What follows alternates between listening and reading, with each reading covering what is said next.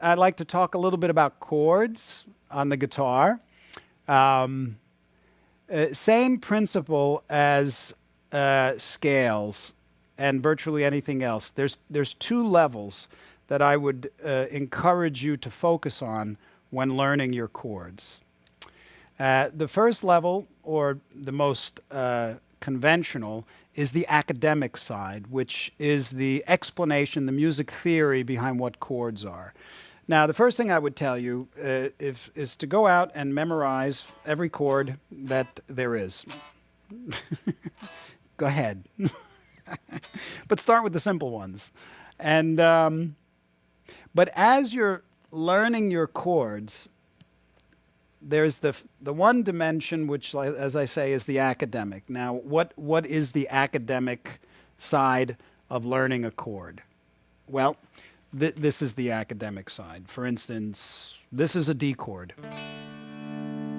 The fact that it's called a D chord is academic.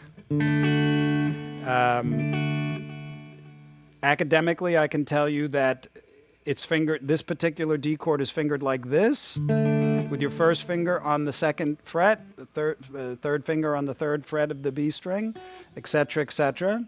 And this is the technical side of it. I can tell you more information about a D chord. I can give you tons of information about a D chord. This particular D chord is called a D chord, D major chord, because it contains the first and the third and the fifth of the D major scale. So that's more information, theory about a D chord that you can learn when you're learning this D chord or any other chord. Another bit of information I can tell you about this chord is its voicing. Even the word voicing is technical information. The voicing is the order of the notes that they appear in the chord, meaning this is the first note, the root, this is the fifth, this is the third, and I'm sorry, this is the root again, and then it's the third on top. So the voicing of this chord is 1, 5, 1, 3. So now you have even more information about a D chord. Now, all of this is fine and good, but when you are learning your D chord, what I recommend is listen very carefully, listen deeply, listen very deeply, because all of those things that I explained to you, they're a D chord, but really, this is a D chord. I highly recommend that when you're learning your chords, besides memorizing the academic information, which has its place but isn't vital, you have to apply your attention, your ability to listen deeply. Like I said, your ability to listen is so valuable, and it needs to be practiced. It needs to be practiced more powerfully than anything you do on the instrument, because from it, everything comes. Your ability to listen to what you're playing, your ability to listen to what's happening in the musical environment around you when you're jamming with various musicians. When you're listening, you're not thinking. I know that sounds like a paradox, but it's true. You can prove this to yourself. When you're listening very intently, you're not thinking. You're just listening. Your attention is in listening, and that's the sweet spot. That is the sweet spot for every single great master of improvisation.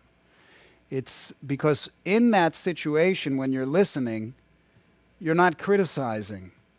You can also be in a jamming situation with an environment of people, and your mind could be off in all sorts of bizarre tangents, like judging the other person. Oh, this guy sucks. You know, I can't really do that.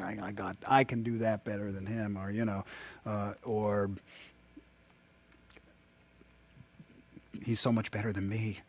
I can't do that. Where is he going with all this? Oh, his tone is so good, or just being uncomfortable because of something that's on your mind. All of that will cut right at the root of your ability to be a free-flowing, effective, incredible improviser or musician in general. So can you see when you are thinking or listening? They're two very different dimensions. It's like tasting or smelling or touching or seeing. All of our senses actually bring us into the state of being of having our attention put on something. And then the thinking mind comes in and says, oh, that's an apple, or oh, that's a D chord, or whatever it is. But in the process of, I'll bring it back to the instrument, in the process of learning music, learning your chords, I highly recommend that you take a moment and you meditate on the sound of a chord. I'm going to play this chord again, and I can tell you this is a D over a G, meaning it's a D chord with a G in the bass. And that's fine, but always take time and listen very deeply to it.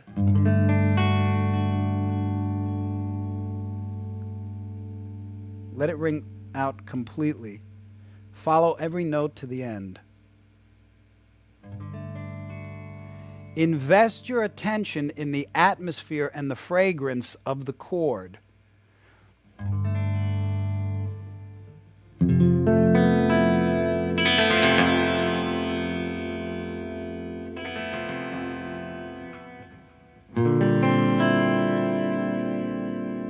I mean, that chord, I can tell you, it's a B flat major 7, 6, 9, sharp 11. That's the name of it. But really, this is what it is. Isn't that much better than just knowing what it's called?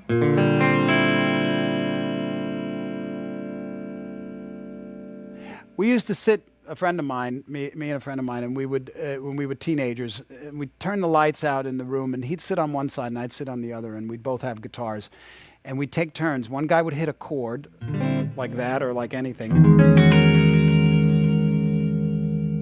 And the other guy would have to tell a story based on that chord. Meaning, what does that chord sound like? What is it? What is the story behind it? What is the fragrance of it? And this is incredibly creative. And what happens when you do this enough, your ears develop eyes, so to speak, inside your head. So you hear something and immediately you have a creative visualization or a space that you go to that then what you play from that space is organic to the state of mind you allowed yourself to enter. I hope that makes sense because it's pretty powerful. And the thing is, it's a great way to write songs. This is going to be your best tool. Learning these chords the way I'm explaining is going to be your best tool when you go to write a song, because a song is an expression of an idea, a thought, a melody. So you might have a particular frame of reference you want to write a song about, whether it's a heartbreak or it's something joyous or your fast car, whatever it is. You're going to go into that intention in your head, and you won't even have to think. You'll know that this is the chord it needs to go to because I know what that chord feels and sounds like. But if you try to go to that chord based on only your academic understanding, you're just lost. It'll never happen, because unless you're staying specifically in a theoretical chord progression where it works a particular way theoretically, there's not going to be any depth to the technique. The technique, it'll sound like technique. So that's a really wonderful way to expand your vocabulary, your inner ear, and your chord vocabulary. And I used to build books upon books of just really cool chords. Just another touching on chords a little more. You can. There's so many ways to develop cool chords. You just put your hands down and play anything, and then listen to it. I didn't know I was going to play that. I just played it, but I dig it. I dig it. And then you just move a note around. And if you like it, write it down so you have it in your,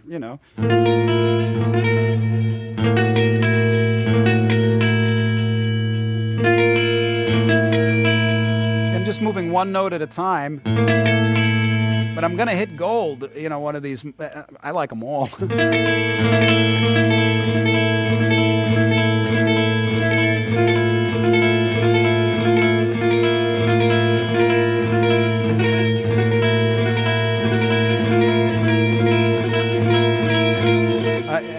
never did that before, but I'm just experimenting with chords, but I'm listening deeply, and my ear is telling me where to go, not my sense of music theory.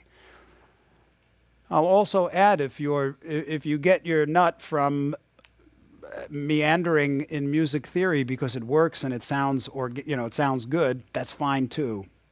But there's nothing sweeter than hearing something in your inner ear and then just doing it and having it just come out.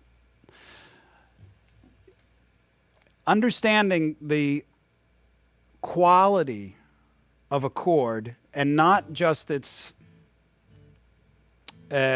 technical aspect. An analogy might be something like you can be let's say you can be an authority on honey. You can know honey inside out. You can write books. You can study it. You can break down its molecular structure. You can get a PhD in honey. You can actually become the world's leading authority on honey. But you'll never really know what honey is until you taste it, because that's experiential.